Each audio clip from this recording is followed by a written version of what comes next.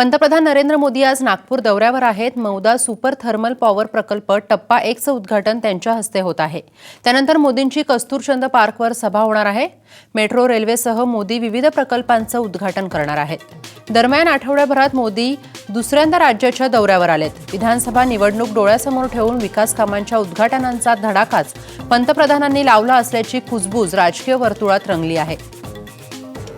पंतप्रधान मोदी आज नागपूर दौऱ्यावर आहेत। मौदा सुपर थर्मल पॉवर प्रकल्प टप्पा 1 चं उद्घाटन त्यांच्या हस्ते होत आहे। त्यानंतर मोदींची कस्तुरचंद पार्कवर सभाही होणार आहे।